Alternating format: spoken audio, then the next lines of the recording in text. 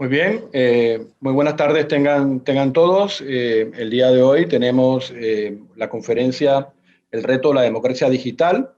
Como ustedes saben, el Instituto de Estudios Democráticos del Tribunal Electoral está realizando desde julio y llevará hasta diciembre una serie de conferencias internacionales denominadas La democracia en el momento actual, donde se tocan una gran variedad de temas relacionados con la promoción de la democracia en América Latina. Y en este caso, el tema concreto pues, se refiere a la incidencia justamente de lo digital en el avance y profundización de la democracia. Para eso, para realizar estas jornadas, hemos recibido el apoyo, por supuesto, del propio Tribunal Electoral, pero también de organismos internacionales como IDEA Internacional o la Fundación Konrad Adenauer, eh, precisamente para poder traer a ustedes profesionales de distintas áreas y que pues, nos permiten tocar los temas con profundidad, tal como se merece nuestro auditorio. El día de hoy, nuestra conferencista es la magíster Elaine Ford. Ella está especializada en innovación por la Escuela de Gobierno de la Escuela Kennedy de la Universidad de Harvard. Es magíster en estudios internacionales de la Universidad de Chile, con distinción máxima. Posgrado en Derecho Internacional de la Universidad de Nottingham en Inglaterra, periodista de la Universidad Peruana de Ciencias Aplicadas. Es también directora y fundadora de Democracia y Desarrollo Internacional, desde donde impulsa el programa Democracia Digital, y es también presidenta de la Internet Society de Perú. Recientemente también es autora del libro El reto de la democracia digital hacia una ciudadanía interconectada.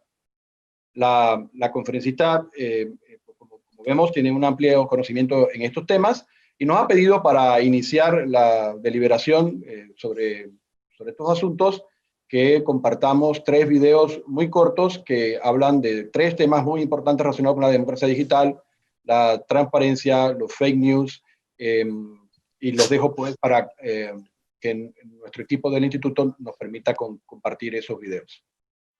Última noticia. Médico asegura haber descubierto la cura del COVID-19 usando el extracto de la vitamina C de las manzanas. En estos tiempos de pandemia, las noticias falsas o fake news que circulan en las redes son una amenaza a la salud y la seguridad de las personas. Parecen hechos reales, pero no lo son, y manipulan nuestras conductas y actitudes en momentos de incertidumbre. Si dudas del autor, del origen o su contenido, entonces no lo compartas.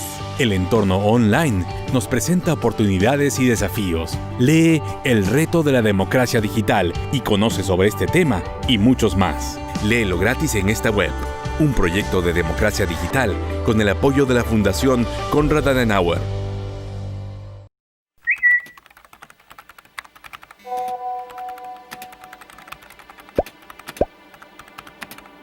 Todo ciudadano digital debe resguardar su identidad y no hacer uso del anonimato. Debe cuidar su privacidad e interactuar con otros con empatía, respeto y ética. El pensamiento crítico es muy importante en el entorno digital. No se trata solo de que usen tecnología, sino que la usen responsablemente. Todo lo que el ciudadano debe conocer sobre sus derechos y deberes en el mundo online, en el libro El reto de la democracia digital. Léelo gratis en esta web. Un proyecto de democracia digital con el apoyo de la Fundación Konrad Adenauer. Si tus autoridades rinden sus cuentas tan claramente como él, es hora de que conozcas sobre democracia digital.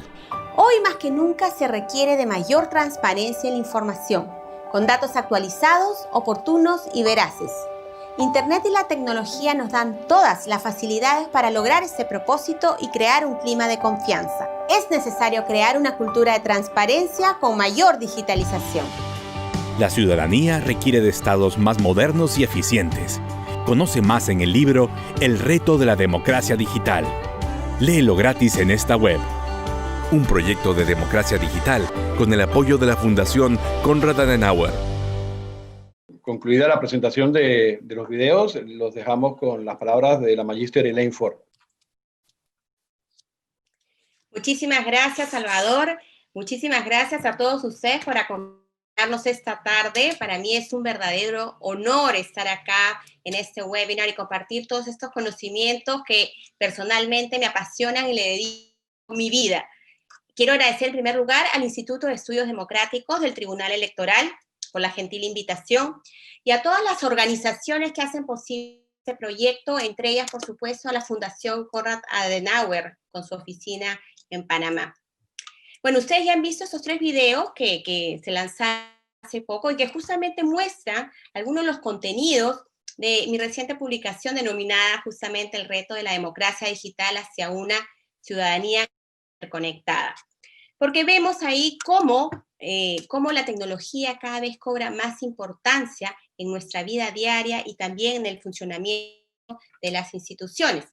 Yo he dividido esta gran conferencia que quisiera tratar de transmitirles todos esos conocimientos a todos ustedes, ojalá logre, pero he dividido en 3 grandes partes, ¿no? Una que es más conceptual sobre la democracia digital, otra vinculada a la ciudadanía digital, que es muy relevante en esta coyuntura actual, y un tercer aspecto referido a los riesgos, ¿no? Y quisiera hacer énfasis especialmente al primer video que vieron, que es relacionado a la desinformación, las fake news, que hoy en día están pues en un momento de auge y hay que verlo con cuidado. Para comenzar, quiero partir haciendo referencia a la definición del determinismo tecnológico, que sostiene que la tecnología es una fuerza que no se detiene, redefiniendo el mundo y los gobiernos de distintas maneras. Esta misma fuerza o revolución tecnológica va modificando también cómo los núcleos de la sociedad interactúan, cómo los individuos actúan, se expresan, se informan, se manifiestan, y cómo las democracias adquieren ese nuevo formato, con las características propias de la era digital, de estos tiempos modernos que estamos viviendo. Dahlgren decía, la democracia no es un fenómeno estático y universal. Por tanto, la democracia también va evolucionando, así como las formas o mecanismos de participación democrática. Simplemente pensemos en historia y retrocedamos hasta la ágora ateniense, donde se tomaban las grandes decisiones en la antigua Grecia.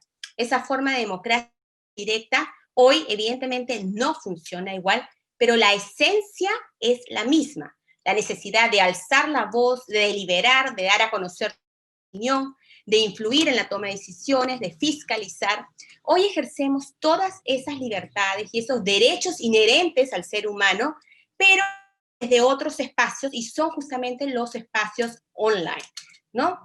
El cambio es inminente y debemos saber adaptarnos. Entonces, democracia digital o e-democracia es la fusión de estas 2 fuerzas, una tecnológica y la otra relacionada al tipo de gobierno y convivencia social, donde nos desenvolvemos en estos tiempos modernos en medio, pues, de una revolución digital. Muchas personas siempre me preguntan, esa es la pregunta de $1 millón, ¿qué es la democracia digital? Porque les cuesta poder visualizar algo que no es tangible, que no se puede tocar, ¿no? Pero que, sin embargo, está presente en nuestra vida cotidiana y la ejercemos diariamente. Si yo les tengo que definir qué es la democracia digital, les diría, es poner Internet y la tecnología al servicio de la ciudadanía y la sociedad, justamente para fortalecer los derechos y las libertades de los individuos, por un lado, y también favorecer los procesos de modernización e innovación en las entidades públicas. Pero para hablar de la democracia digital, no es algo que sucede de la noche a la mañana y que se da de golpe. Hay varios factores que deben confluir para que esta se dé de manera exitosa, ¿no? En primer lugar, pues, hablamos ya de democracias donde hay elementos básicos que están consolidados, ¿no? El respeto a los derechos humanos, el respeto a las instituciones democráticas, entre otros elementos. Pasamos ya a hablar en términos de calidad de la democracia, en donde además tiene que haber una penetración de banda ancha, es decir, la conectividad, la infraestructura tiene que ser un elemento crucial para que más personas puedan acceder a Internet. Además, hablamos en economías, países donde hay cierto nivel de crecimiento y progreso. ¿Por qué? Porque ese nivel adquisitivo permite, justamente otro elemento, que más personas puedan acceder a las nuevas tecnologías de la información, que puedas comprar un smartphone de último modelo, puedes cambiar la tableta, puedes cambiar la computadora y los demás gadgets relacionados. Y por supuesto, eso significa que también hay una mayor oferta y demanda en el mercado. Oferta y demanda justamente de estos aparatos tecnológicos, ¿no? Lo es crucial, evidentemente, porque de lo contrario no tendríamos acceso a ello ni a la última tecnología. Y un elemento que es crucial en todo esto, que está muy relacionado, evidentemente, a la democracia digital, es la ciudadanía. La ciudadanía vemos que es una ciudadanía activa, una ciudadanía que quiere participar, una ciudadanía que cada vez está más empoderada y fortalecida. Cuando hablamos de los beneficios de la democracia digital, que ese es un trabajo, quiero contarles, yo soy, tal como me presentaron, directora de Democracia Digital, y es un programa que lo impulsamos hace más de 7 años. Y desde el principio siempre hemos promovido inmensamente todos los beneficios que nos ofrece Internet, las nuevas tecnologías, la información, justamente a nosotros como individuos y también a la sociedad en su conjunto, a las entidades públicas. Entonces, ese ha sido nuestro gran trabajo de sensibilización, de evangelización en nuestros países. Y si pensamos cuáles son los beneficios de la democracia digital, bueno, inmediatamente empezamos a pensar en elementos como, por ejemplo, reducir la corrupción. A través de la democracia digital podemos, sí señores, lograr reducir la corrupción. ¿Y por qué?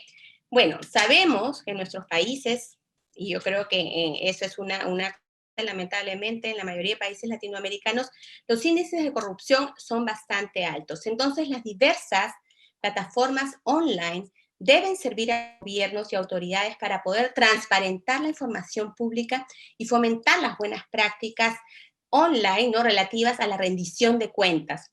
Crear un clima de confianza donde también participen diversos actores. Y la confianza en el mundo online es crucial.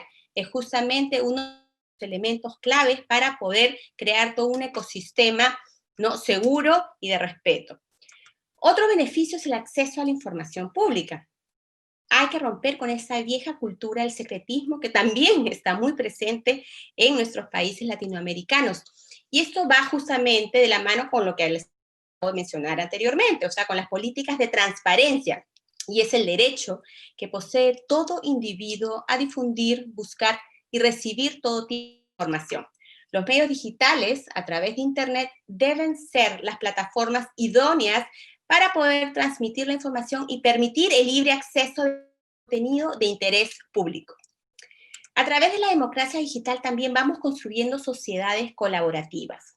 Esa es la tendencia en las sociedades modernas, en donde la participación activa de los ciudadanos debe darse a nivel de todo gobierno, ya sea a nivel local, a nivel regional, a nivel central, a nivel nacional, entre otros, ¿no? Ese es uno de los principios, además de Internet. A través de estos procesos de co-creación, en donde varios intervienen, se logra, por un lado, empoderar al ciudadano y del otro lado, legitimar a la autoridad. Y eso es algo que yo siempre digo y fomento en las instituciones públicas, en los gobiernos locales, gobiernos regionales, que hay que crear esos mecanismos de colaboración con los ciudadanos. También, tal como ya dije, la democracia directa es otro de los beneficios justamente de la democracia digital. ¿Por qué? Porque tal como mencioné, las nuevas tecnologías de la información junto a los medios sociales de Internet están fomentando todo tipo de democracia directa que se concibe justamente en la forma como los ciudadanos interactúan, cómo se expresan, cómo se informan, cómo se movilizan justamente a través de las redes sociales. También fomenta lo que es la democracia deliberada. Otro beneficio importante que nos ofrece Internet y las TIC, porque es la posibilidad de enriquecer nuestro pensamiento y el conocimiento por medio de este flujo de ideas, del intercambio de puntos de vista y de opiniones. Esto, por supuesto, favorece al debate público y a la construcción y a la calidad de contenidos y contribuye así a la sociedad de la información y del conocimiento que deseamos construir. Otro elemento crucial es que a través de la democracia digital vamos a lograr más inclusión, igualdad y, por supuesto, no discriminación. Conforme la brecha digital vaya disminuyendo en los países, el acceso a Internet va a permitir mayor inclusión a aquellos grupos minoritarios, grupos vulnerables, marginados, discapacitados o simplemente que están lejanos de las grandes urbes, en zonas rurales, donde tenemos que llegar a ellos. Y en el mundo hoy en día hay grandes esfuerzos globales para que esto se lleve a cabo, porque aún falta conectar a la mitad de la población mundial. Y les digo, esa es una de las grandes preocupaciones en los foros internacionales, en el marco de las Naciones Unidas, porque la brecha que se está generando entre los conectados y no conectados cada vez es mayor. Esas personas que no acceden a Internet hoy en día, imagínense hoy en día en medio de una pandemia, simplemente están siendo postergados, están siendo rezagados. Entonces, en este marco hay muchos esfuerzos que se están desarrollando a nivel de UNESCO, a nivel del secretario de las Naciones Unidas, entre otros, por lograr mayor inclusión digital. Y otro elemento que es crucial para nuestras instituciones públicas es que a través de democracia digital, vamos a lograr mayor modernización del Estado o lograr justamente lo que hoy en día está tan de moda, escuchar la transformación digital. Es el uso de la nueva tecnología en la administración pública permitirá justamente esto, haciendo un Estado más eficiente. La gestión pública en América Latina requiere adaptarse a esta era digital y poder así consolidar sus políticas de digitalización. Se requieren más esfuerzos, evidentemente, para lograr mayor acceso y conectividad, que yo siempre lo digo, esa es la prioridad número uno. Y también hay que lograr otros elementos como el cambio de mindset entre los funcionarios públicos y también principalmente es lograr mayor voluntad política de parte de las autoridades. Así llegamos entonces a lo que es la ciudadanía 2.0 o el ciudadano digital, ¿no? Porque hoy en día vemos que la ciudadanía está interconectada y es interdependiente. Hablamos de un ciudadano 2.0, como les dije, de un ciudadano empoderado, que en esta última década vemos ha surgido este nuevo ciudadano en un entorno tecnológico que es innovador y competitivo, un ciudadano que se ha adaptado muy bien a estos avances tecnológicos, que permanentemente está recibiendo información, un ciudadano que no solo es observador de la realidad y que busca un cambio, que quiere aportar en la sociedad. Eso lo estamos viendo permanentemente. Un ciudadano que se involucra en los asuntos públicos, que participa, que controla, que fiscaliza, que además es un ciudadano capaz de expresarse, manifestarse, movilizarse en las plataformas, ¿no? Y movilizar a otros también. Un ciudadano multitask capaz de hacer muchas cosas al mismo tiempo. Un ciudadano que además nuevos emprendimientos, startups, que se sabe organizar desde la sociedad civil, que es capaz de formar nuevas agrupaciones políticas también, porque eso es un elemento importante en nuestras sociedades latinoamericanas, y un ciudadano además que está demandando un nuevo tipo de autoridad, unos nuevos liderazgos, ¿no? Que también estén ad hoc a esta nueva revolución tecnológica que estamos viviendo. Sobre la participación ciudadana, yo quiero hablarles también, porque en este último tiempo me ha tocado hablar muchísimo sobre esto, porque lo que vemos es que a través de las redes sociales se ha democratizado la participación ciudadana. Incide directamente en la construcción del espacio público y consecuentemente en las decisiones que se puedan tomar.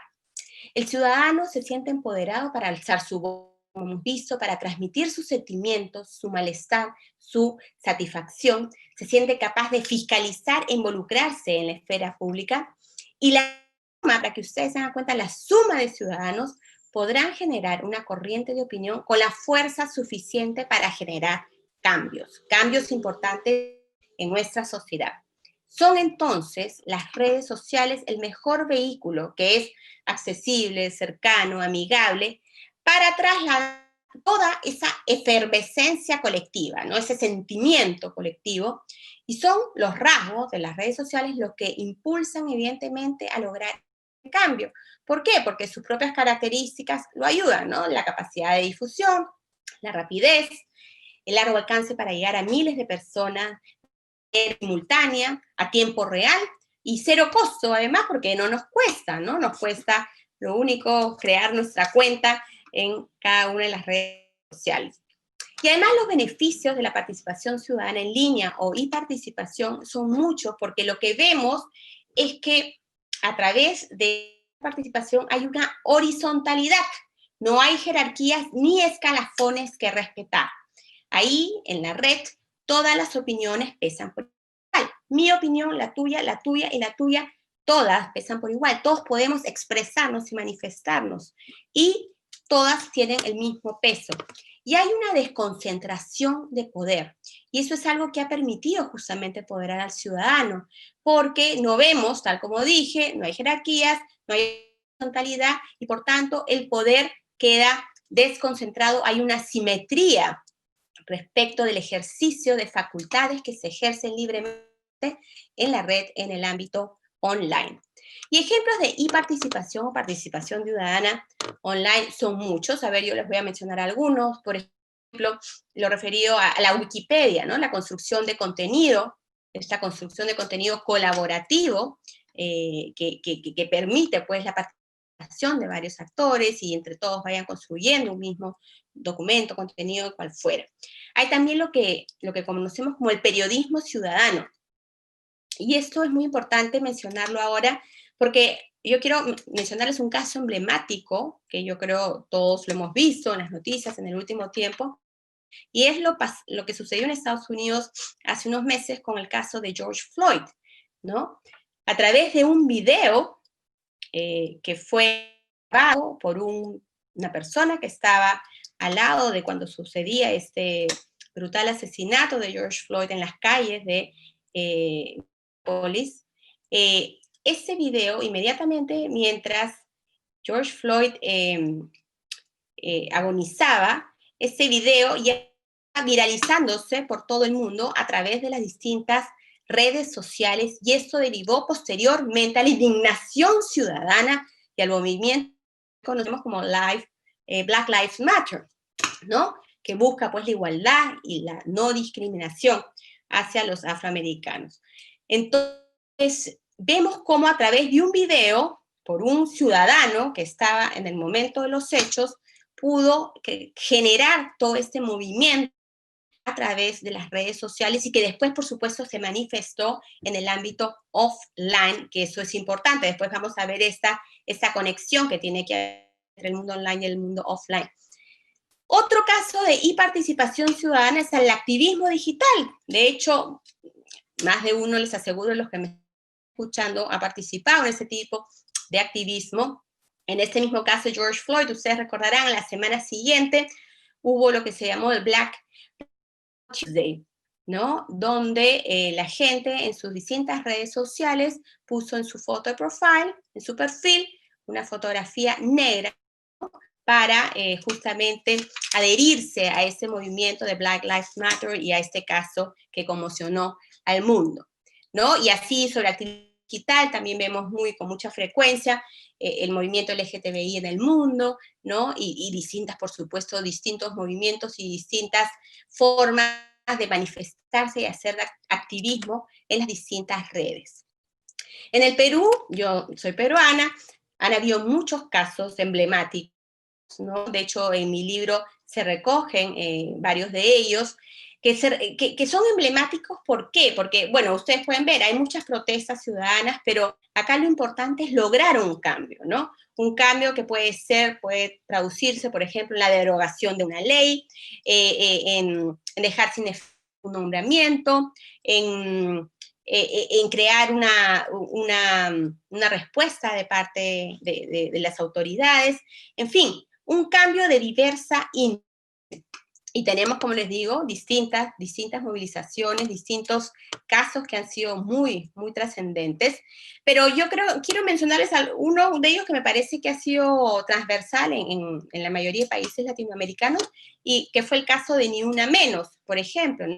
Acá en Perú, Ni Una Menos, ese movimiento de mujeres, en realidad que busca, ¿no?, la no violencia hacia la mujer, se gestó en Facebook, en las redes sociales, y a partir de eso se generó todo un movimiento inmenso en el país, donde se conectaron, por supuesto, con distintas plataformas digitales, ya no solo Facebook, y a través de marchas, movilizaciones masivas, se logró que la ciudadanía y las diversas autoridades tomen conciencia de lo que significa la violencia contra la mujer, los casos de feminicidio, todos los casos, ¿no?, que la agresión hacia la mujer y todo lo que eso significa para una mujer y para la sociedad en su conjunto.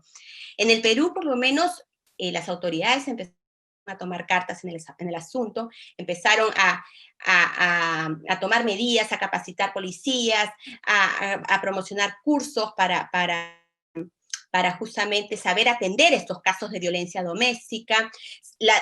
Los medios de comunicación también tuvieron un papel muy importante porque empezaron a difundir data estadísticas sobre casos de feminicidio, a seguir uno a uno de los casos. Se empezó a tomar un mayor interés por esa situación que había estado latente en nuestro país por años, pero sin embargo, nunca antes la gente había tomado mayor conciencia de lo que eso significaba y el impacto a nuestra sociedad, el impacto negativo en realidad a nuestra sociedad. Entonces vemos cómo a través de justamente un movimiento social online, que empezó online, se logró hacer un cambio muy importante. Yo quería decirles que estos cambios son importantes, pero para lograrlos debe haber esa conexión entre el mundo online y offline. Si se queda únicamente en el mundo online, es difícil que esto logre tener un real efecto en la sociedad, ¿no? Por tanto, siempre hay que tener mucho cuidado con eso y tratar de que eso se canalice, pues, a través del mundo real.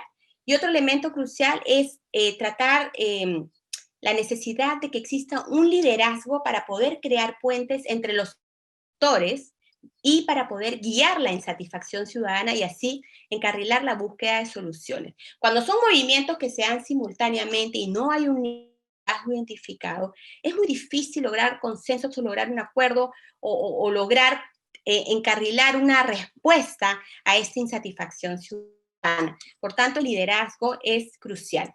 Y eso se vio en el caso de Chile, por ejemplo, en las movilizaciones violentas y masivas que ocurrieron a fin del año pasado, donde, se recordarán, fueron tremendamente violentas y no había un liderazgo identificado y por tanto fue muy difícil llegar a un consenso y llegar a un acuerdo entre las partes, ¿no? Y también, ahora último, yo quería hacer referencia también a los casos límites, que justamente el caso chileno es uno de ellos, también lo que hemos visto recientemente en Estados Unidos con el caso de George Floyd. Y yo le digo ejemplos o casos límites. ¿Por qué? Porque uno puede protestar, la participación ciudadana significa ejercer tu derecho, tu libertad, ¿no? A expresarte, a manifestarte, a salir a las calles, pero siempre y cuando estas sean pacíficas, ¿no? Sin la necesidad de llegar a desmanes, a saqueos, a niveles de violencia, a tener que quemar infraestructura, autos o edificios. Yo creo que definitivamente no hay necesidad de a eso, porque se pone al límite nuestro ejercicio de la participación y nuestro derecho a la libertad de expresión. Entonces, recordemos que en todo derecho y en toda libertad hay alcances y también tenemos límites que respetar. Y justamente en la participación ciudadana, uno de los límites que tenemos que tener muy en cuenta es justamente la protección al orden público y la no incitación a la violencia y la hostilidad. Podemos ejercer libremente ese derecho, que además es un gran derecho inherente a todos nosotros, pero siempre y cuando este sea de manera pacífica, buscando una solución. Acuérdense que nuestros derechos terminan donde comienzan los derechos de los demás, y siempre hay que respetar a otros, a la comunidad, a la sociedad, a las autoridades.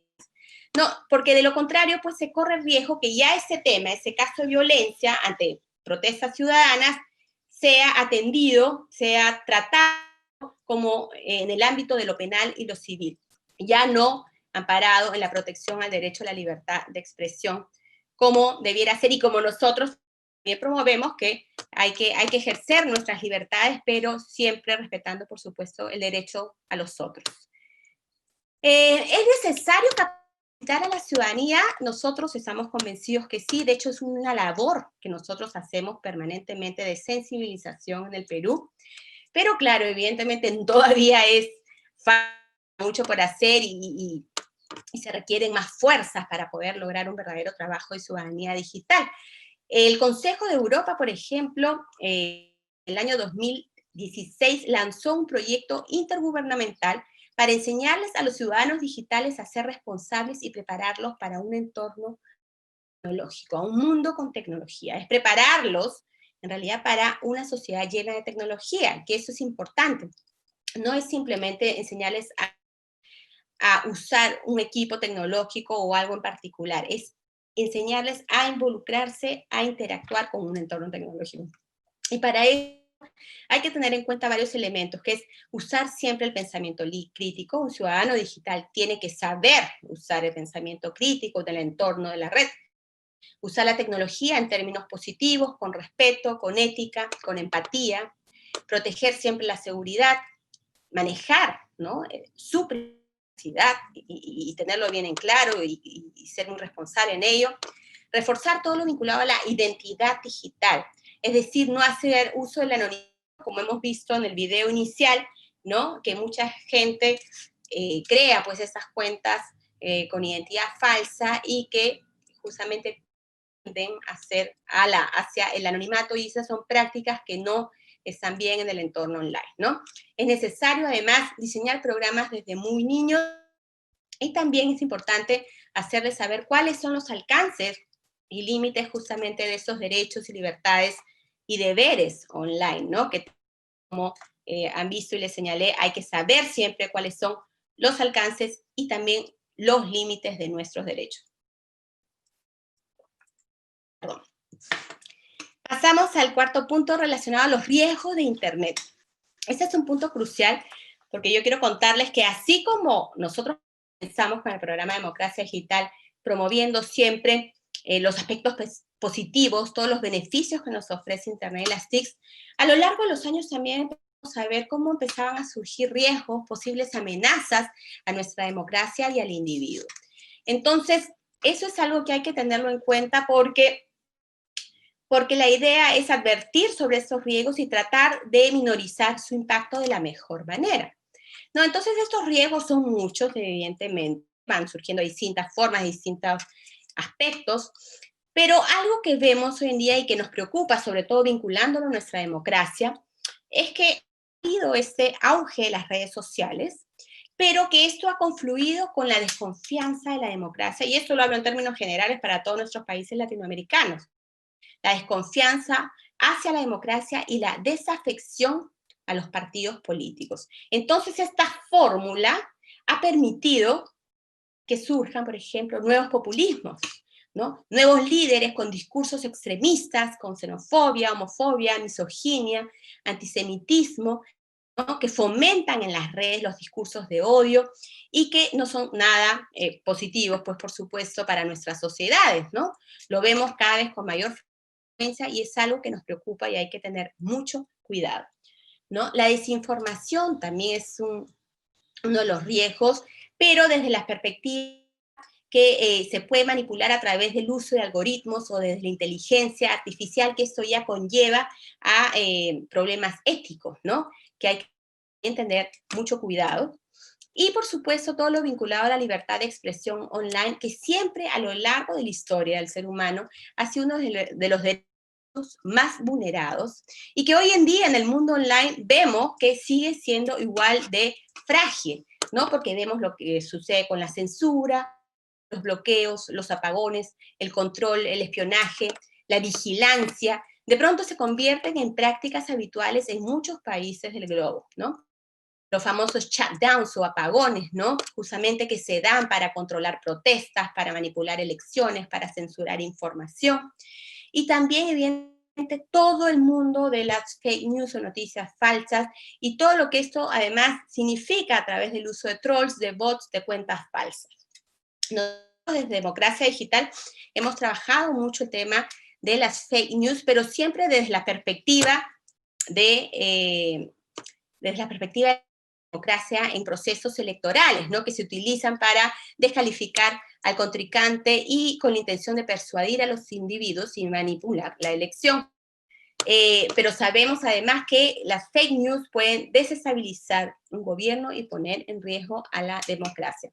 Hoy en día, sin embargo, con el nuevo coronavirus o el COVID-19, vemos que la situación es distinta, que las fake news igual están muy presentes, pero en otro contexto, en otra situación, en medio de una pandemia y una crisis sanitaria que en nuestros países está preocupante, ¿no? Tengo entendido que a la fecha son 25 millones de contagios a nivel global y más de 835.000 muertes por coronavirus. Pero imagínense, esas cifras nomás ya son escalofriantes y nos generan una sensación de angustia, miedo, que es el clima propicio para difundir noticias e informaciones falsas, porque esas, acuérdense, apelan a nuestro emocional y no al racional, y por tanto nos inducen a creer y actuar de una determinada manera, ¿no?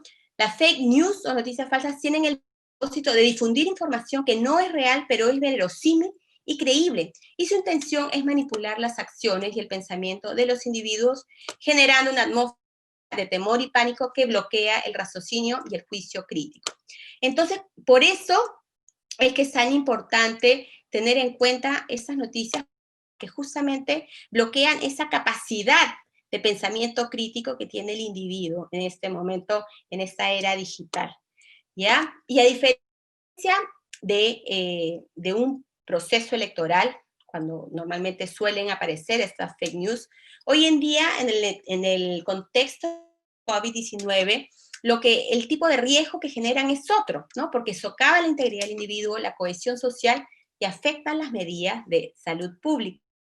A recibir información que no es veraz, lo que se está generando es bloquear la capacidad de los individuos para tomar buenas decisiones, se genera desconfianza sobre las medidas implementadas por nuestras autoridades, se empieza a cuestionar al gobierno, a los medios de comunicación y a las instancias oficiales, se crea contradicción, se exacerba el pánico en la gente, y lo que es peor aún es que se pone en riesgo la salud y la seguridad de las personas, ¿no?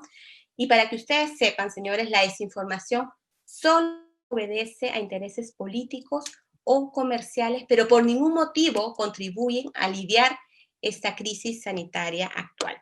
Sabemos también elementos como, por ejemplo, la importancia de los bots o las cuentas automatizadas, justamente para permitir a las noticias falsas que se viralicen, ¿no? Que se vuelvan virales, siendo las redes sociales, por supuesto, el mejor vehículo, y así puedan influir estos en el debate y el espacio público, ¿no? Estamos viviendo, sin duda, un momento de infodemia o desinfodemia por la abundancia de información que estamos recibiendo permanentemente a través de todas las plataformas, pero hay que saber identificar que hay información falsa y hay información errónea, que en inglés significa disinformation y misinformation. No son situaciones distintas. La información falsa o disinformation es cuando es producida y compartida con motivación maliciosa, mientras que la información errónea o lo que en inglés se llama misinformation es información que es compartida por error, ¿ya? Esas dos calificaciones que hay que tenerlas en cuenta, pero como les digo, ambas son igual de dañinas en este contexto, en esta coyuntura de pandemia, ¿no? Y otro elemento crucial en medio de estas fake news es que no solamente el problema es el volumen de información que recibimos permanentemente, sino la combinación del contenido emocional que esto contiene, ¿no? Por ejemplo, yo les voy a contar una anécdota. Cuando digo contenido emocional me refiero quién nos comparte esa información, ¿no? Si son nuestros padres, si es una tía conocida, si es un profesor, si es alguien a quien tenemos muchísimo respeto, si ellos nos comparten, creemos simplemente en que podría ser real y por tanto la podemos compartir y la viralizamos, ayudamos en la viralización. Hubo una noticia, y ese es el ejemplo que quiero ponerles, del Francisco, no sé si ustedes recordarán, que él pidió colocar un pañuelo blanco en las puertas de las casas para proteger justamente de la plaga, ¿no? Entonces, ese día que salió esa noticia, que se empezó a viralizar, mi madre me llama, yo soy una persona católica, y me dice, Elaine, pon un pañuelo en la puerta de tu casa porque el Papa lo ha pedido así, vamos a estar protegidos de la plaga. Bueno, yo dudé de hacerlo, le dije, mamá, esto es real. Pero claro, ahí entró en juego mi fe, entró en juego que era mi madre, que me lo estaba diciendo, entonces dije, bueno, por si acaso, puse mi pañuelo algunas semanas, y claro, y después esa noticia fue confirmada con el Vaticano que era totalmente falsa, ¿no? Y para que vean que todos podemos caer en esto, y sabiendo la existencia de las noticias falsas, es fácil, pues, de creerlo, ¿no? Y así, por supuesto, han habido informaciones sobre remedios caseros, sobre las vacunas, teorías de conspiración, en fin, hay una infinidad de temas que se han dado en todo ese tiempo, y que lo más alarmante de todo ello es que un estudio reciente muestra que en América Latina el 70% de la población no reconoce cuando una noticia es falsa. Y lo que es peor aún, el 16% desconoce lo que esto significa, ¿no? Incluso Pew Research Center en Estados Unidos también hizo una encuesta que la mitad de los encuestados encontraban difícil distinguir entre lo que era falso y real.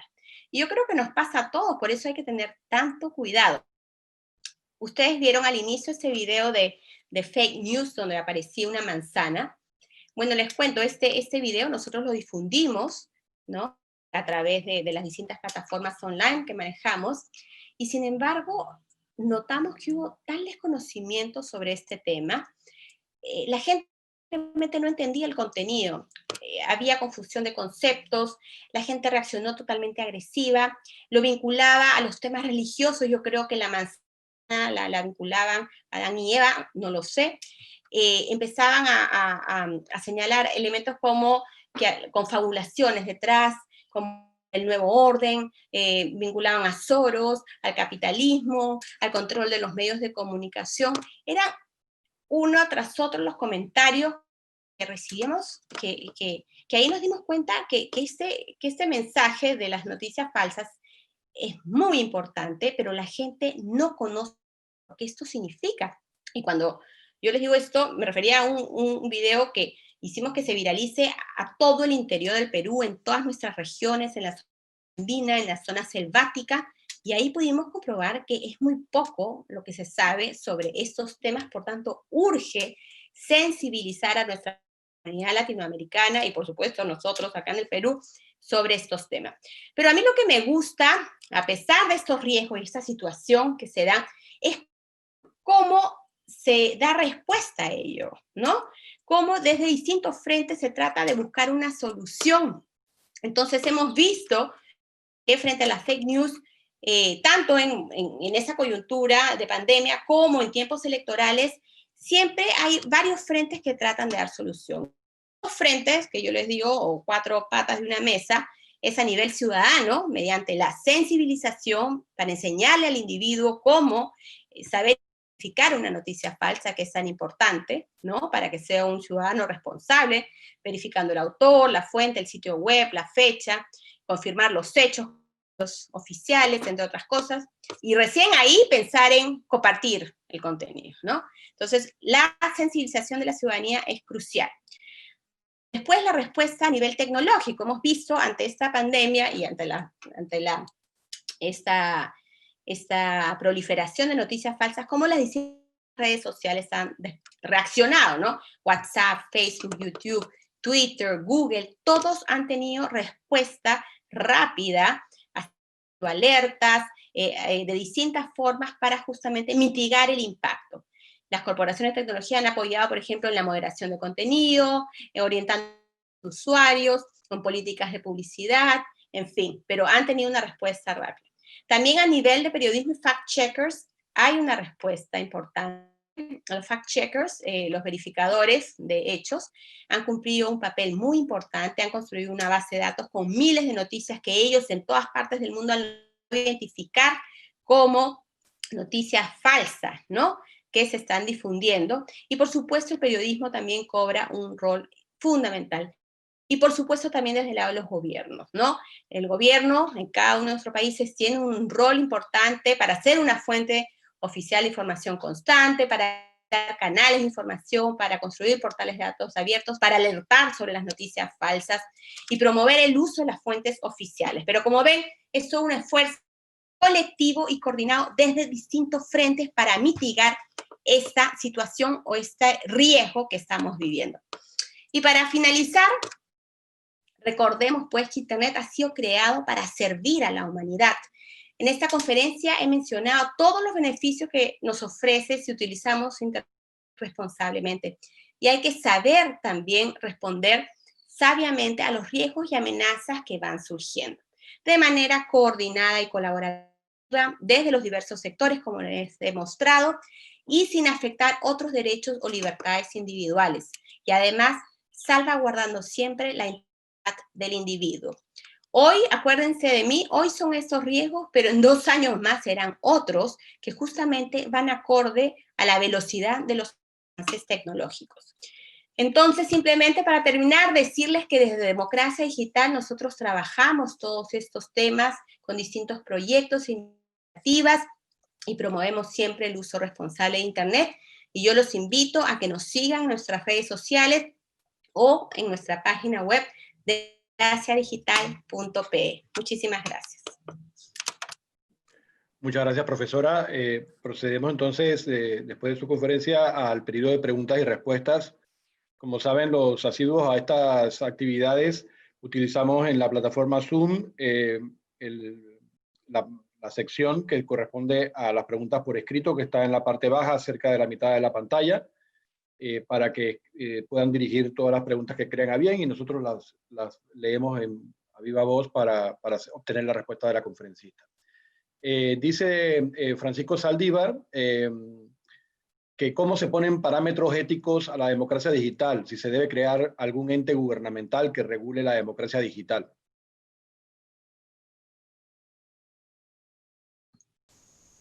Voy respondiendo entonces, ya. Mira, cuando a mí me menciona la palabra regulación, yo siempre salto, no me gusta pensar en regular, porque siempre se corre riesgo de afectar otros derechos, otras libertades, ¿no? Yo creo que justamente la ética va de la mano con ese trabajo de crear ciudadanía digital responsable.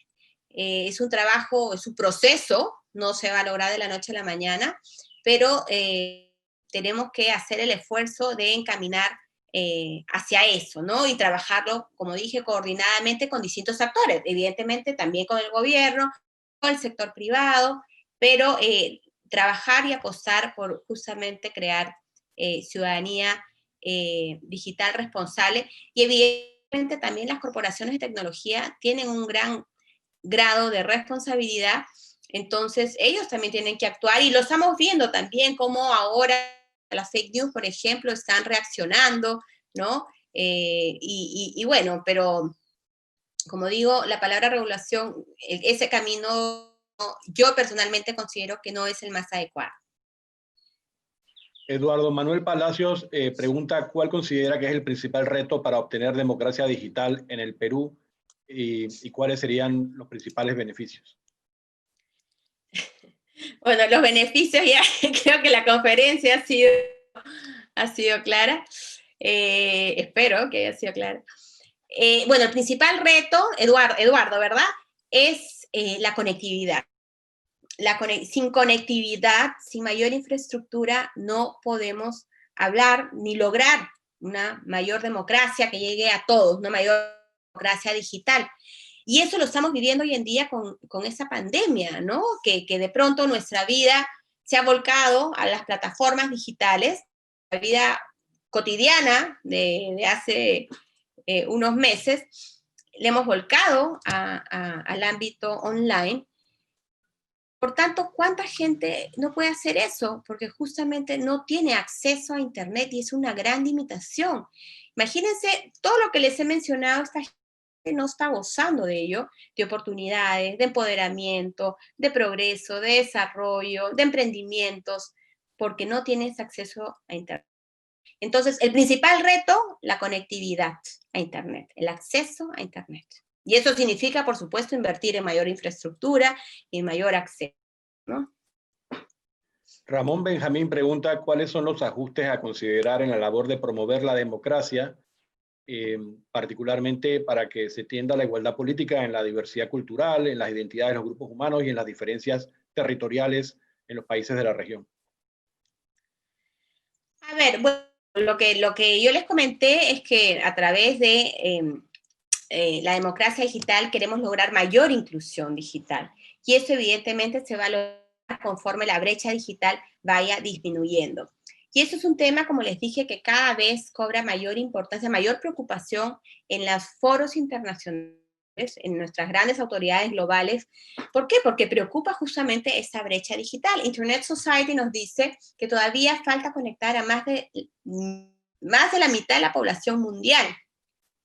Entonces, ese es un gran reto en adelante y que significa llegar también a esas zonas marginadas, a esos grupos vulnerables, a esos grupos minoritarios, a gente con discapacidad, gente que tiene mayor limitación, y tener que avanzar hacia eso para justamente fomentar una mayor inclusión digital.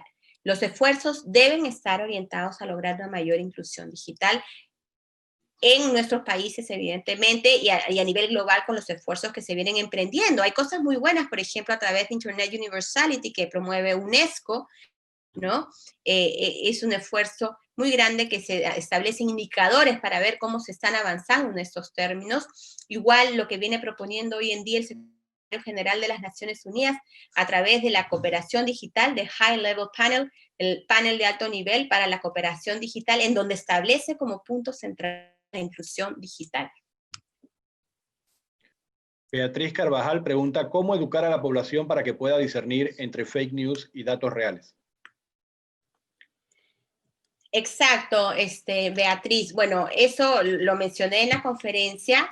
Uno tiene que hacer un trabajo de capacitación, de formación, de sensibilización, porque la ciudadanía tiene que aprender a distinguir. Por ejemplo, si a ti te llega una información, antes de poder compartirla, si tú tienes la duda de cuál es el origen de esa noticia, entonces lo que tendrías que hacer es verificar el autor, verificar la fuente, el sitio web, ¿no?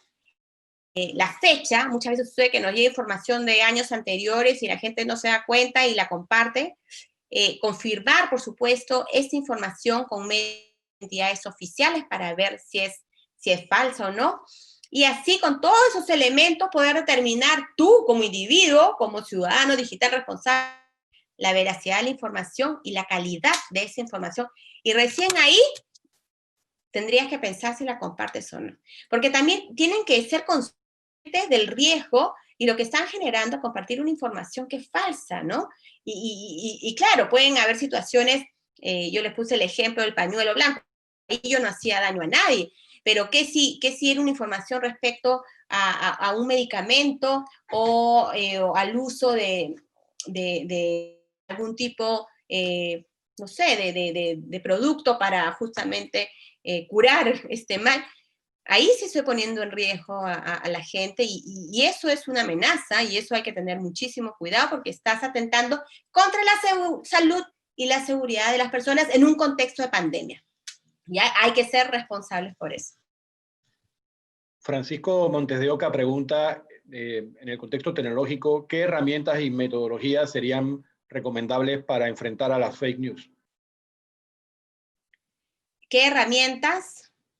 Perdón, sí, pregunta por las herramientas tecnológicas para enfrentar a las fake news, o sea, más allá de la formación ciudadana, que evidentemente es una pieza indispensable, si la tecnología nos ofrece herramientas para poder hacer ese enfrentamiento en el terreno de la tecnología misma.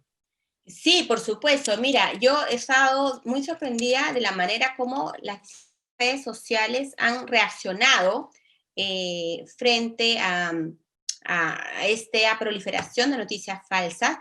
Por ejemplo, vimos WhatsApp, que inmediatamente lo que hizo fue limitar los reenvíos, permitiendo enviar un solo chat por vez, ¿no? Originalmente uno podía reenviar la información a, no sé, 5 o 6 chats al mismo tiempo, y esto lo limitó inmediatamente. Facebook empezó a notificar, cuando las personas comentaban o reaccionaban frente a noticias falsas. YouTube usa, mejor dicho, carteles informativos para combatir ese tipo de información. Twitter, si ustedes entran a Twitter y ponen el buscador, inmediatamente les pone los tweets de las autoridades del país en materia de COVID-19 y también etiqueta los tweets cuyo contenido incluye información engañosa. Y lo hemos visto incluso con otras situaciones en donde si la situación ya pone, además de ser falsa, es grave, ¿no? Pone en riesgo a las personas, Entonces se puede eliminar esa información. Google creó el sistema de SOS Alert, ¿ya? Que si ustedes entran al buscador de Google y ponen alguna palabra relacionada a COVID-19, coronavirus, inmediatamente van a encontrar en el margen izquierdo, ¿no?, información de alerta que ellos les conducen a las páginas oficiales sobre este tema. ¿No? También las distintas corporaciones crearon una declaración conjunta justamente con un compromiso para combatir toda esta información falsa en medio de esta pandemia. Y como les dije, las respuestas han sido de moderación de contenido, han hecho donaciones importantes para el trabajo de fact-checkers, por ejemplo, orientado a los usuarios para la información oficial sobre salud, como ha hecho Google, Twitter, YouTube, qué sé yo, y por supuesto las políticas de publicidad prohibiendo anuncios que desinforman sobre esto, ¿no? Entonces, sí, las corporaciones de tecnología tienen un rol muy importante en todo eso. Por supuesto, siempre habrá más por hacer, eso no es clarísimo, porque la responsabilidad que ellos tienen es muy grande. Entonces, pero sí vemos que ha habido un esfuerzo y una reacción pronta a esta situación, y eso sí es muy importante. Eider Quintero pregunta por el proyecto de democracia digital en Perú. Si hay algún tipo de política pública o programa institucional promoviendo la democracia digital y que usted pueda compartirnos, digamos, el resultado de esa experiencia. Bueno, nosotros tenemos un programa con más de 10 líneas de acción a nivel nacional. Tenemos muchísimas iniciativas, proyectos, distintos trabajos que hemos ejecutado. Hemos hecho hackatones, challenge, tech camps, que ese trabajo es coordinado con las comunidades técnicas del país para desarrollar justamente soluciones tecnológicas, pero también hacemos mucho trabajo, por supuesto, para influir en las políticas públicas, ¿no? Nosotros lo que hacemos es promover el uso responsable de Internet, las buenas prácticas digitales, y una de nuestras principales iniciativas es el Premio Nacional sobre Democracia Digital, que lo impulsamos ya hace 7 años, y a través de este premio lo que hacemos es reconocer las buenas prácticas digitales que se dan en todas las regiones del país. Es un curso que se ha posicionado muy bien y que participan pues instituciones públicas, instituciones del sector privado, desde la sociedad civil y también desde la ciudadanía. Cada año hemos ido recibiendo más y más propuestas con trabajos buenísimos, sumamente talentosos, y a fines del año pasado, con toda esa información recabada de tantos años de premio de este concurso, construimos el Observatorio Nacional sobre Democracia Digital. Y este observatorio, ustedes los invito a que lo en democraciadigital.pe/observatorio, democraciadigital.pe/observatorio, y ahí verán el mapa del Perú y por regiones pueden ver qué se ha hecho, y pueden ir conociendo las distintas, cómo las regiones van utilizando las tecnologías. Nuestro gran propósito es justamente dar visibilidad a todo ese trabajo talentoso, por un lado, y del otro lado, fomentar las buenas prácticas digitales en nuestro país a través de todo esto. Es decir, que una región, por ejemplo, en la selva, que todavía no ha hecho nada mediante el uso de la tecnología, por lo menos no ha participado en el premio, con una propuesta digital, pueda ver lo que otras regiones del país están haciendo y que pueda imitar esa buena práctica a beneficio, pues, de los pobladores de su comunidad, de su distrito, de su colegio, en fin, lo que deseen, ¿no? Pero eso es nuestro gran propósito, promover estas buenas prácticas digitales y dar a conocer todo ese gran talento que hay detrás, y definitivamente puedes influir en las políticas públicas con los distintos temas que nosotros venimos trabajando. Rosalba Chin pregunta que si le merece alguna opinión la propuesta de Elon Musk de proveer de Internet satelital a nivel mundial, pero en el fondo la pregunta que nos plantea es justamente quién se queda a cargo de los costos de lo que queremos como objetivo, que es suministrar el Internet a todos los pobladores. Bueno, hay muchos esfuerzos que se han dado o que se están en proyecto para realizarse, para ofrecer más acceso a Internet. Yo creo que todo esfuerzo que busca que las personas accedan a Internet libremente es válido, y es importante hacerlo en estos tiempos. A mí personalmente sí me preocupa esa gente que está quedando rezagada, entonces hay que lograr tratar de consolidar los distintos esfuerzos, ¿no? Y también orientar a las políticas nacionales a que prioricen lo relacionado al acceso a Internet. Y eso es algo que tiene que estar muy presente y que hoy en día, a través de esta pandemia, ha quedado desnudada. Una realidad en donde urge que toda la población se beneficie con Internet.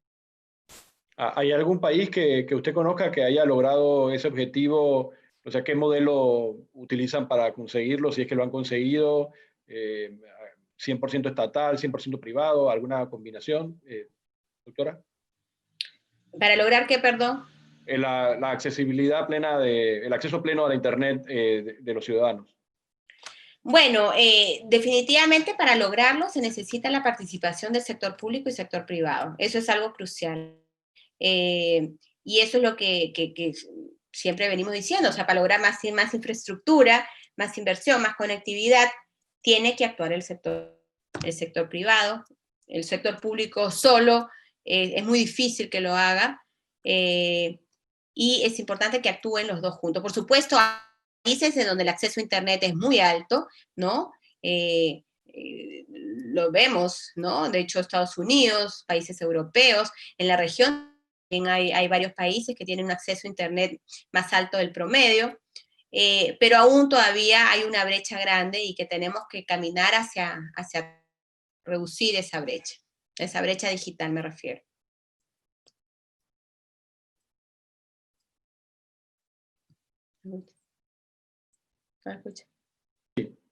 La secretaria general del Tribunal Electoral, Mirta Varela, nos pregunta sobre los delitos cometidos en la red profunda de Internet, qué se está haciendo contra la comisión de esos delitos y otros delitos financieros y tráfico de humanos, narcotráfico que usan como base la Internet.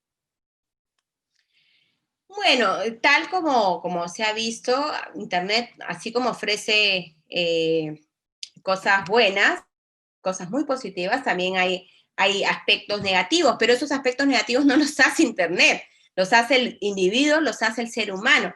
Yo recuerdo, les voy a decir, una cita que siempre recuerdo de Vinton Cerf, uno de los padres creadores de Internet, a quien he tenido el gusto de conocer y coincidir con él en varias oportunidades, pero Vinton Cerf alguna vez dijo, Internet es una herramienta maravillosa que ha sido creada para crear confianza, pero será el ser humano el que ponga en riesgo esa confianza.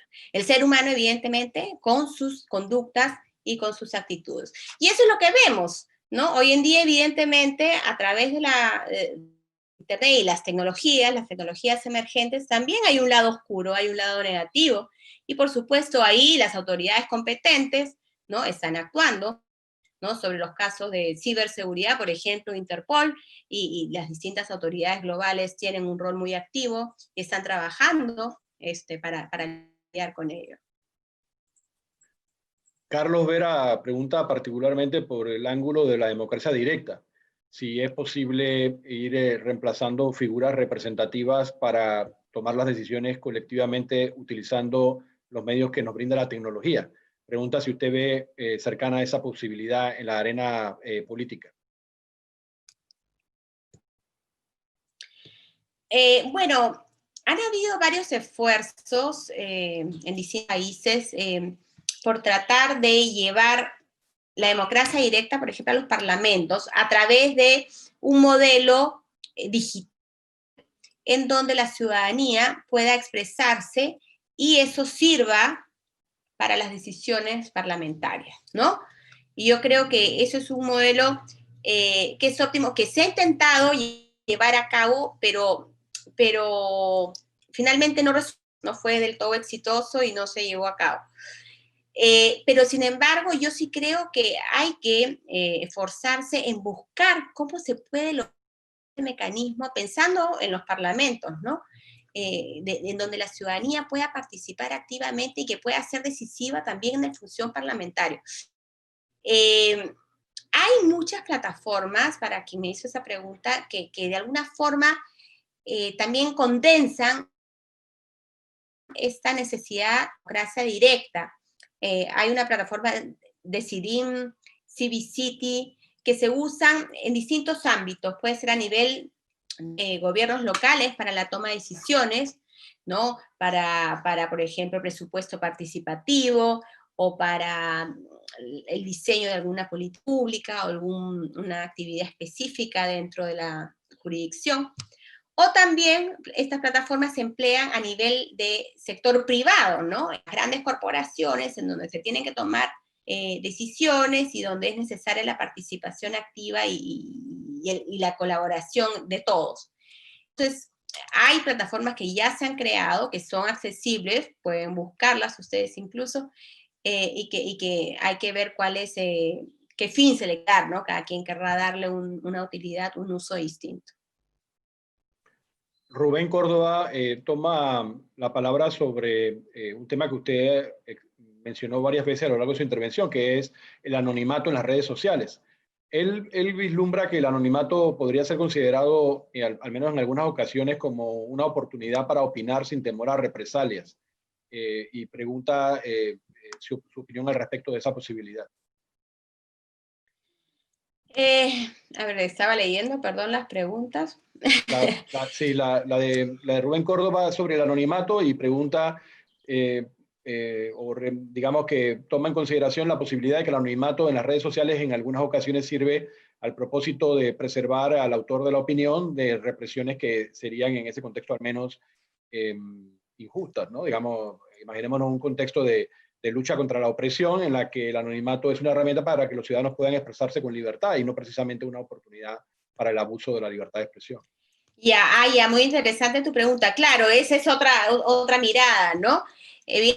Claro, cuando yo hablo del anonimato lo hablo en un modelo democrático. Tú lo estás hablando en un modelo autoritario, en donde son las autoridades, son los líderes quienes hostigan o quienes persiguen a los ciudadanos, por decirlo así, que en ese caso, claro, el anonimato y otro uso de digital, de cierta forma, pues está justificado, ¿no?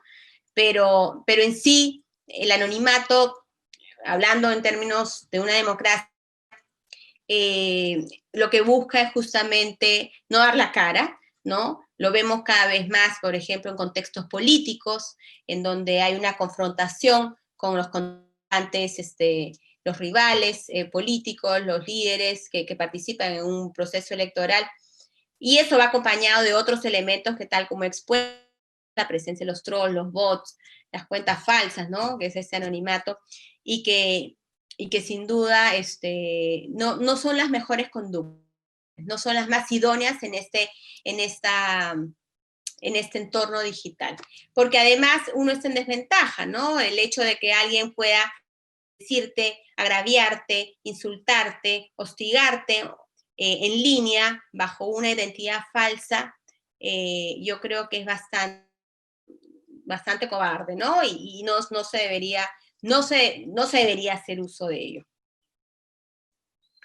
José de León trae a colación un tema, por supuesto, muy querido para el Tribunal Electoral, que es el de las elecciones y lo que puede significar un uso abusivo de las plataformas digitales en contextos donde está en juego, pues, una decisión muy importante de la ciudadanía, como la elección de sus más altos dignatarios. Y pregunta justamente por el argumento que usted mencionó a favor de formas de atender el problema de la libertad de expresión en las plataformas digitales, haciendo uso de mecanismos distintos de la regulación expedida por el Estado. A José de León le pregunta directamente cómo mitigar el impacto negativo de noticias y campañas falsas en procesos electorales que buscan influir en los resultados. Sí, bueno, lamentablemente ese es un riesgo que tenemos, y se me escucha, ¿verdad? Es un riesgo que tenemos y lo estamos viviendo, yo creo que a nivel global, es una tendencia y es una realidad que está sucediendo en el mundo y justamente en estos procesos electorales. Y que tenemos que aprender a convivir con ello, lamentablemente, pero actuando de la mejor manera. Por eso yo les decía que ante estas situaciones, yo les mencioné el caso de las noticias falsas, pero estamos hablando en estos contextos donde surgen pues estos populismos, donde hay estos discursos de odio, donde hay agravios, qué sé yo, en línea.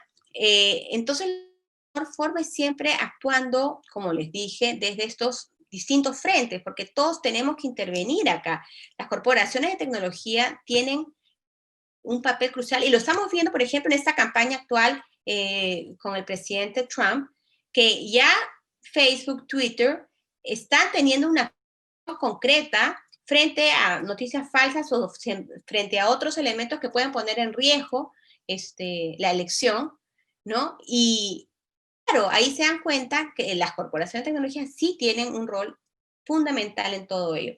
Y por supuesto también lo tienen los ciudadanos, la prensa, los fact-checkers y el gobierno, por supuesto, que tiene que también apoyar en estos procesos, ¿no? O sea, es un trabajo coordinado. Acá no se puede dejar la solución a uno solo, y hablar de regular, como ya lo dije en la primera respuesta que di, tampoco es el camino correcto, ¿no? Entonces, hay que saber actuar, hay que actuar coordinadamente para que el daño, el impacto sea menor, y ese tiene que ser el propósito. Carlos Jacobsen Bedoya plantea la relación entre alfabetización digital y transformación digital, básicamente como un problema de ubicación, de prelación, de qué es primero o cuál es su interdependencia. Son dos cosas totalmente distintas. Hablamos de alfabetización digital cuando queremos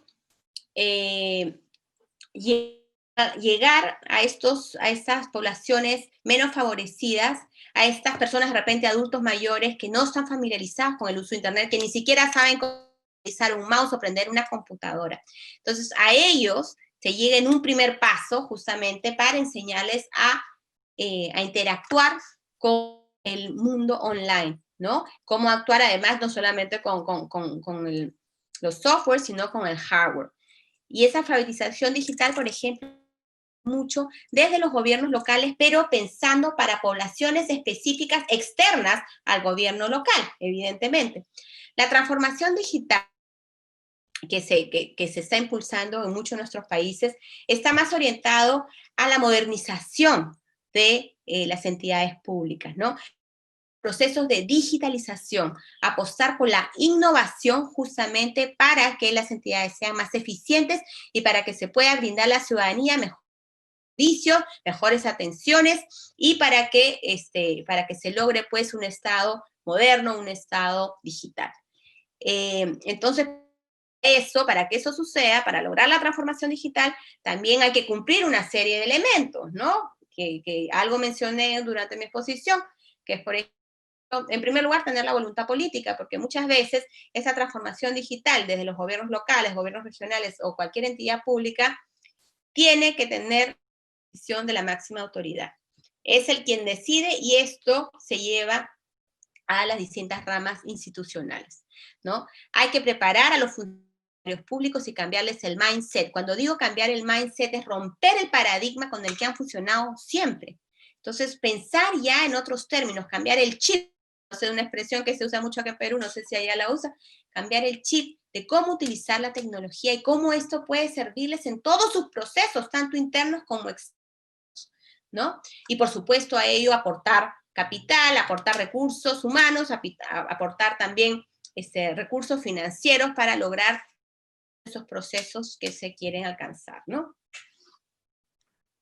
Betsy Castillo pregunta sobre el impacto de lo digital en la construcción de la ciudadanía, si inevitablemente nos conduce a unos ciudadanos cosmopolitas o a la promoción de una ciudadanía más identitaria en el ámbito local.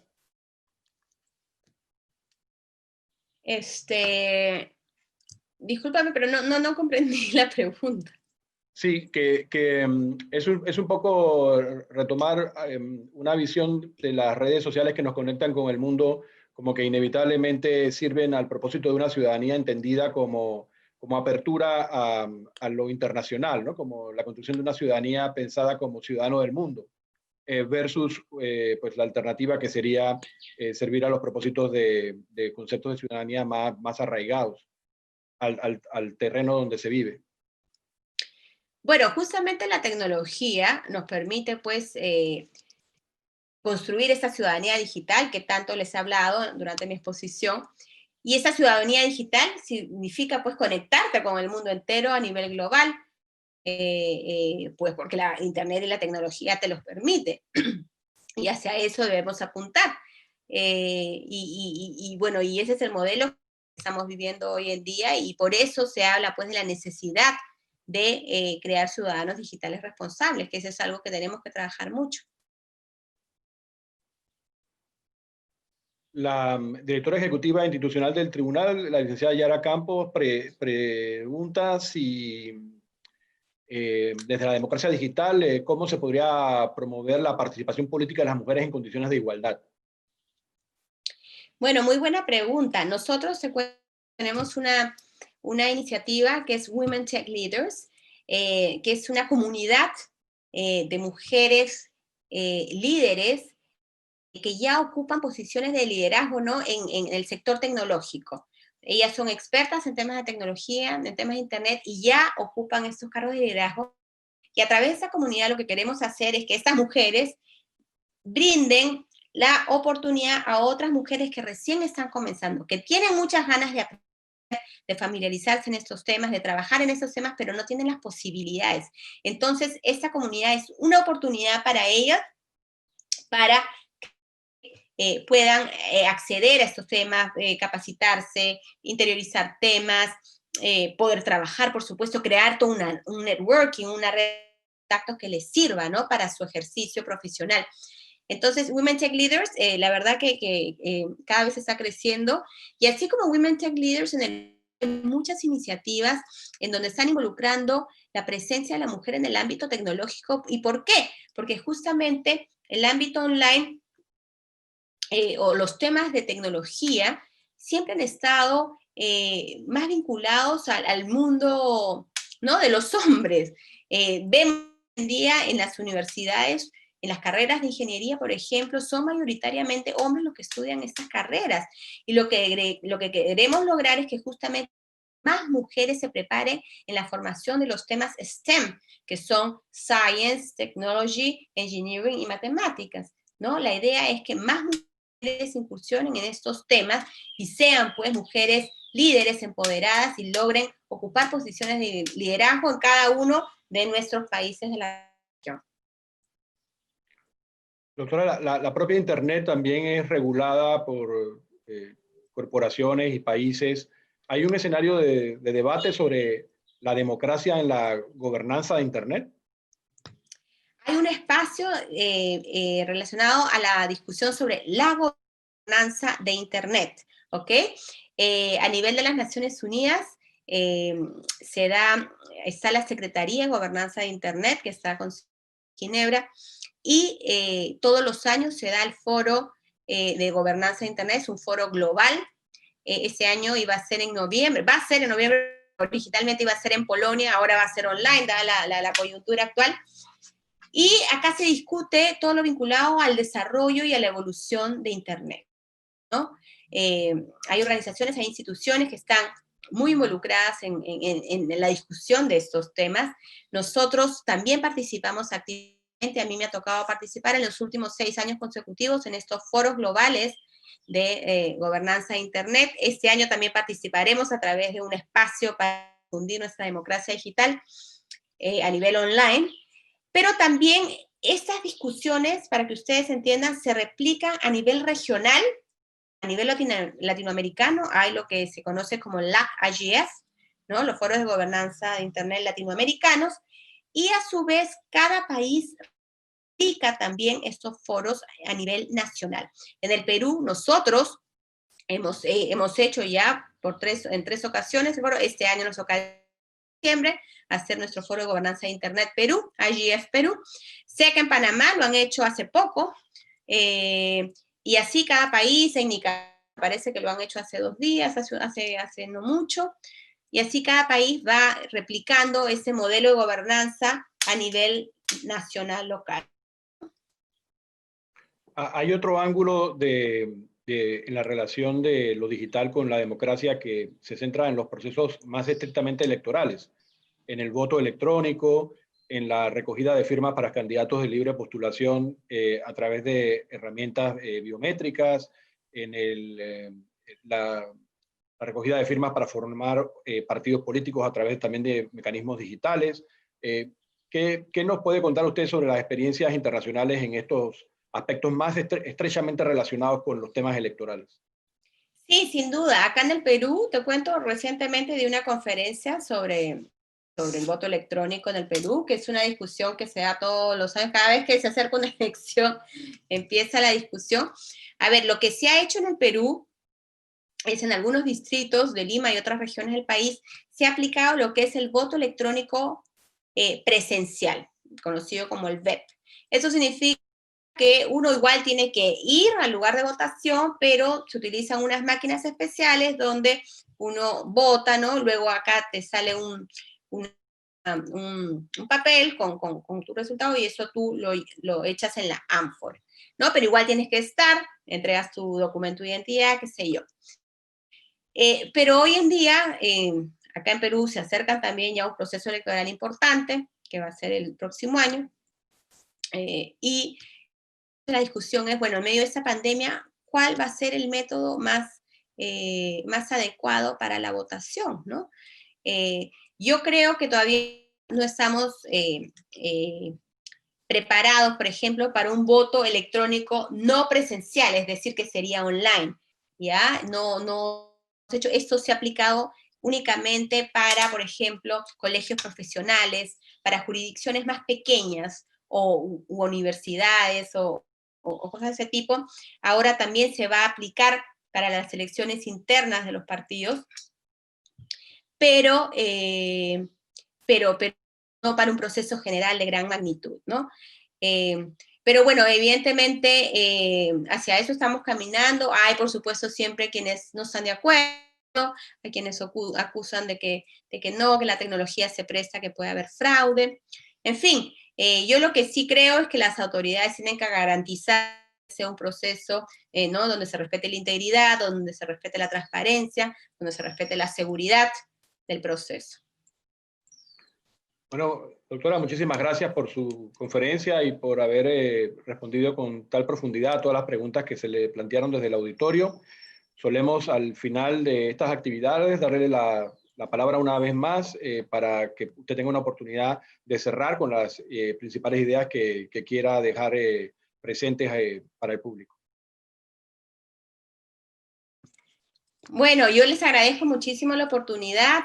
La verdad que es para mí un honor compartir todos estos conocimientos con todos ustedes, con una comunidad panameña, latinoamericana, que espero les sirva, y decirles simplemente que yo siempre estoy disponible, con mucho gusto atender sus llamados, sus consultas. Siempre estoy disponible en nuestra página web democraciadigital.pe, en nuestras redes sociales. Nos pueden buscar, nos pueden seguir, y ojalá poco a poco podamos llevar este gran tema de la democracia digital a cada uno de nuestros países y poder implementar iniciativas y trabajo concreto con cada uno de ustedes. Y muchísimas gracias, Salvador. La verdad que me alegro muchísimo haber compartido este espacio con todos ustedes. Les estoy muy agradecida. Gracias. Muchas gracias a usted, doctora, y a todo el público del día de hoy por acompañarnos. Recuerden que pueden suscribirse al canal del Instituto de Estudios Democráticos, el canal de YouTube, y también pueden acompañarnos la próxima semana en otra actividad dentro de las jornadas La Democracia en el Momento Actual. Muchísimas gracias a todos.